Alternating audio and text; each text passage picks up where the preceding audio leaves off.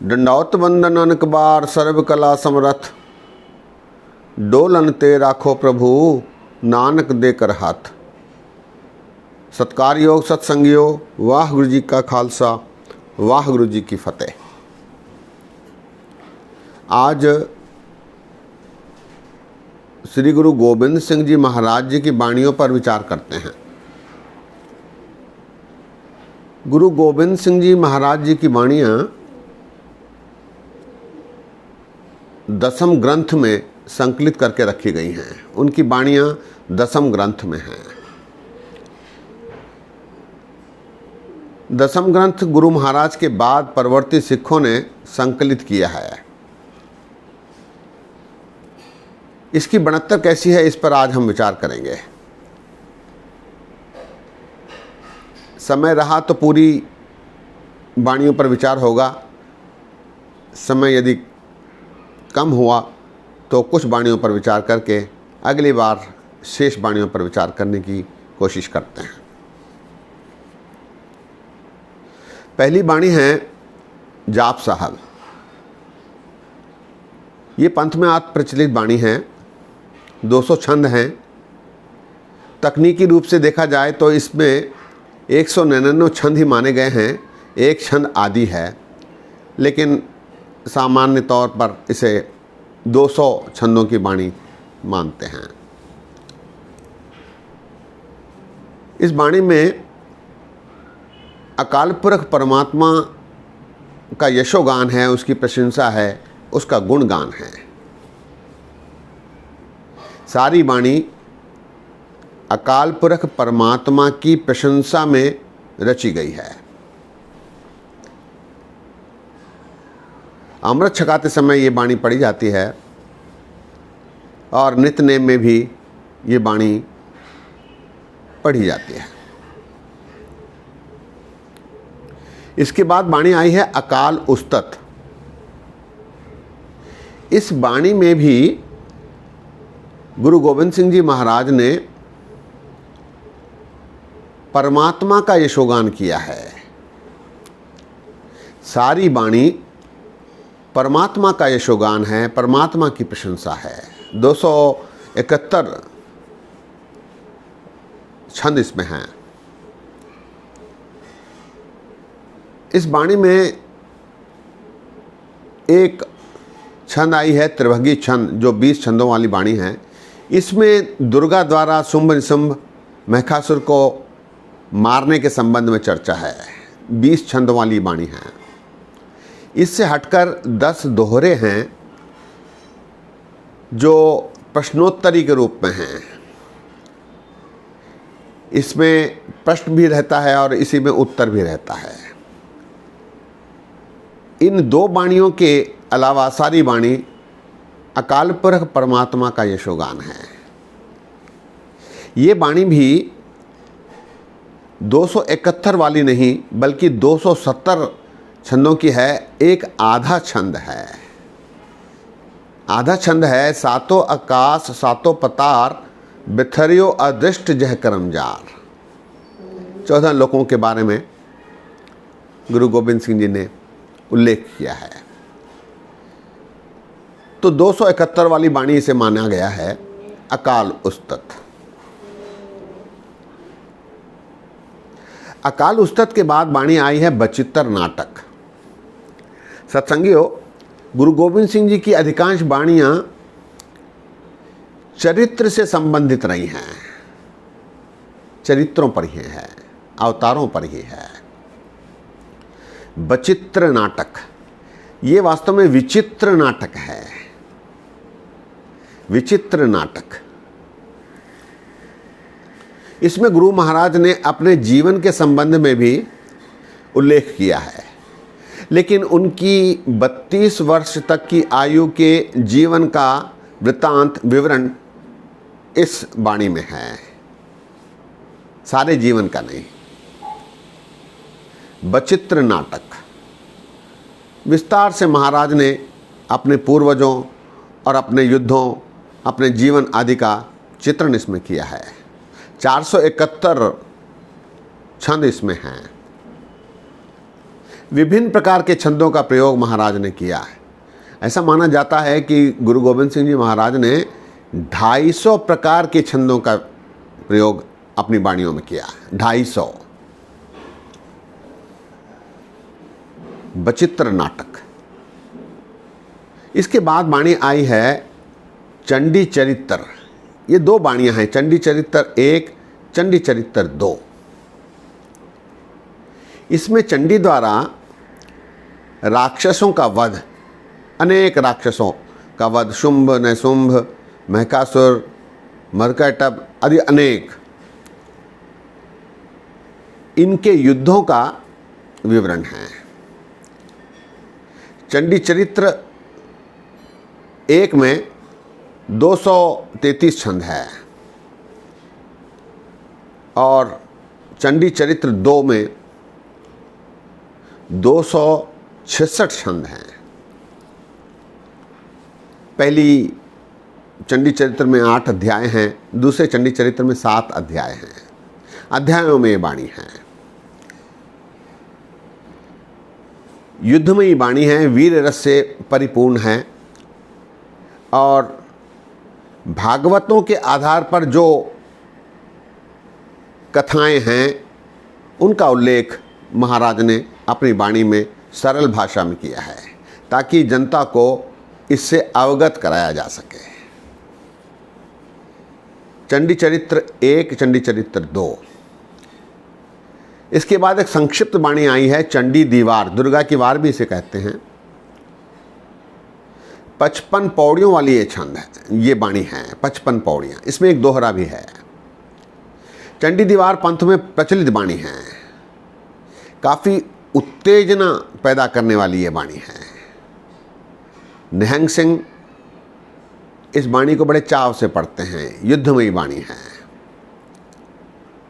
दशहरे के अवसर पर विशेषकर दक्खन में हजूर साहब के आसपास सभी गुरुद्वारों में इसका पाठ होता है। दुर्गा की वार, जिसे चंडी की वार भी कहा गया। इसके बाद एक वाणी आई है ज्ञान प्रबोध। ज्ञान प्रबोध ये भी एक अपूर्ण रचना है, पूरी रचना शायद प्राप्त नहीं हुई।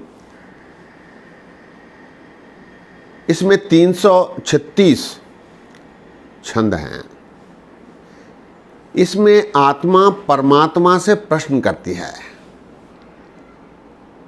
राजधर्म, दान धर्म, मोक्ष धर्म और मोह धर्म, 4 धर्मों के बारे आत्मा परमात्मा से प्रश्न करती है। परमात्मा उसका उत्तर देते हैं।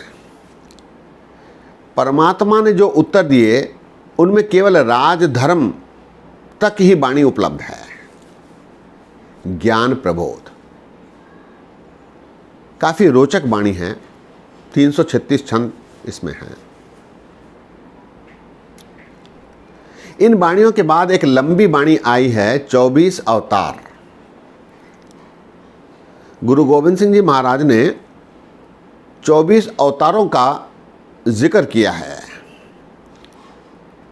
भागवत के अनुसार 22 अवतार माने गए हैं, लेकिन गुरु गोविंद सिंह जी महाराज ने कल्कि अवतार और बौद्ध अवतार, इन 2 अवतारों को इनमें जोड़ा है। 24 अवतार एक लंबी वाणी है।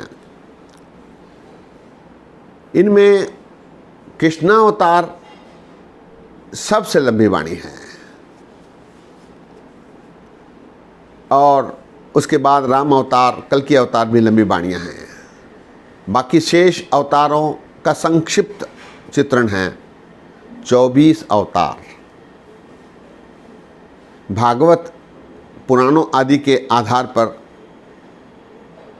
जो कथाएं मिलती हैं उनका गुरु गोविंद सिंह जी ने सरल भाषा में दशम कथा भागवत की भाखा करी बनाए प्रस्तुत किया है। 24 अवतार के बाद 3 संक्षिप्त वाणियाँ आई हैं, बहुत संक्षिप्त हैं, जो पंथ में पढ़ी जाती हैं।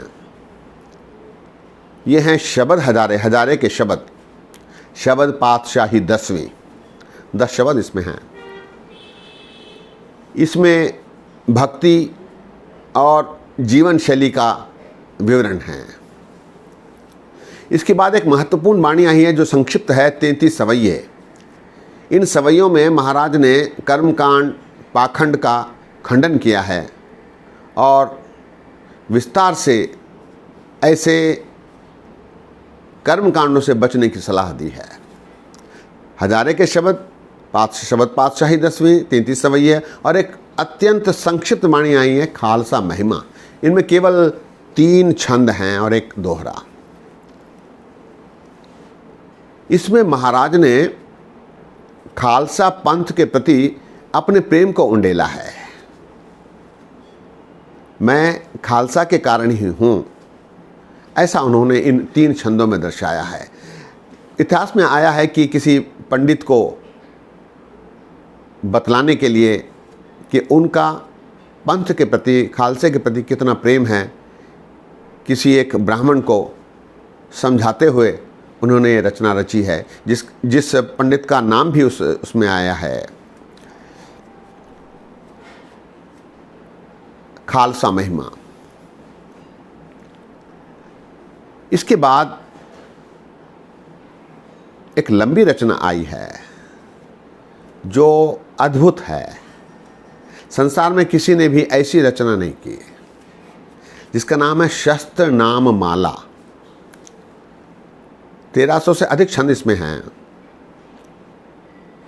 गुरु गोविंद सिंह जी महाराज ही एक ऐसे रचनाकार इस संसार में हुए हैं जिन्होंने शस्त्रों पर रचना की। शस्त्र नाम माला, नाम माला अर्थात कोश, भंडार, स्टोर। इसमें शस्त्रों का विवरण है, 4 शस्त्रों का विवरण है। चक्र, तीर, पास और बंदूक। पास एक रस्सी का हथियार होता है, रस्सी से बना हुआ, जिसे युद्ध के समय प्रयोग में लाया जाता है। चक्र, तीर, पास और बंदूक। इस रचना की शैली है दृष्टिकूट। दृष्टिकूट शैली ऐसी होती है जिससे आम पढ़ने वाले को उस वाणी का अर्थ समझ नहीं आता। शायद ये इसलिए किया गया हो कि दुश्मन इससे अवगत न हो जाए, दुश्मन को इसकी खबर न मिले, केवल अपने ही लोग इसे जान सकें। दृष्टिकूट, इस शैली को महाराज ने इस वाणी के लिए उपयोग में लाया है। इसके बाद एक लंबी वाणी आई है जो दसम ग्रंथ में सबसे बड़ी वाणी है, सबसे लंबी वाणी है। 7555 छंद इसके हैं। इसका नाम है चरित्रोपाख्यान, चरित्रों का उल्लेख। महाराज ने इसमें विभिन्न प्रकार के चरित्रों का उल्लेख किया है, जिसमें देश ही नहीं विदेश, अरबी, फारसी, सभी पौराणिक कथाएं, भागवत की कथाएं, इन सब को मिलाकर चरित्रों का चित्रण किया है। अनेक चरित्र इसमें दर्शाए गए। एक बात कहने योग्य है, इसमें केवल स्त्रियों के चरित्र नहीं बल्कि पुरुषों के चरित्रों का भी उल्लेख आया है। चरित्रोपाख्यान। चरित्रोपाख्यान के बाद वाणी आई है जफरनामा, जो पंथ में प्रचलित है, औरंगजेब को लिखी गई चिट्ठी। इसमें 111 अशार हैं, बैत हैं। ये प्रसिद्ध वाणी है जफरनामा। जफरनामा के बाद हिकायतां सिरलेख से वाणी आई है, जिसमें 12 हिकायतें हैं, 752 बैंत हैं। बैंत एक लिखने की विधि होती है जो फारसी, अरबी, उर्दू आदि में लिखी जाती है। हिकायतां, 12 हिकायतें इसमें हैं। हिकायतें अर्थात उनमें भी चरित्रों का ही उल्लेख है, केवल अंतर इतना है कि वो फारसी में लिखी गई हैं। चरित्रोपाख्यान ब्रज भाषा में हैं, जबकि हिकायतें फारसी में हैं, लेकिन दोनों में ही चरित्रों का उल्लेख है। ऐसा करते समय कविता के जो नियम होते हैं उनका भी पालन गुरु गोविंद सिंह जी महाराज ने किया है।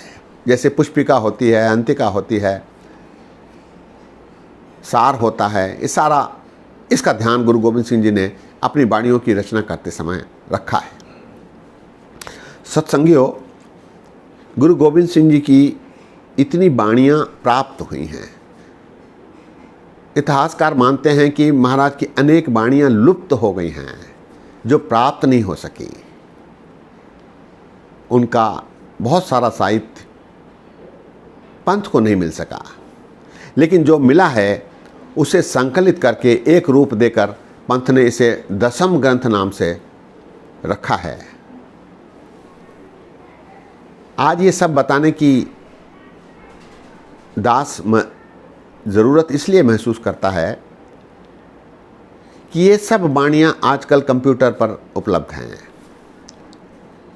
इसके अर्थ भी उपलब्ध हैं।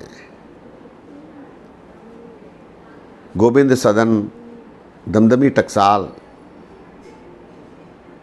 बुढ़ा दल आदि अनेक ऐसे संस्थान हैं जिनकी वेबसाइट्स पर ये वाणी ट्रांसलेशन के साथ भी अवेलेबल है, अंग्रेजी में, हिंदी में, गुरमुखी में। दास आपसे बेनती करता है कि इन वाणियों को ज़रूर पढ़ा जाए, ताकि हमें आज के आधुनिक युग में कैसे जिया जाए इसका संकेत मिल सके, जानकारी मिल सके। क्योंकि इसमें ऐसी अनेक बातें हैं, समय इजाज़त नहीं देता, जो आज के युग में हमें रास्ता दिखाती हैं।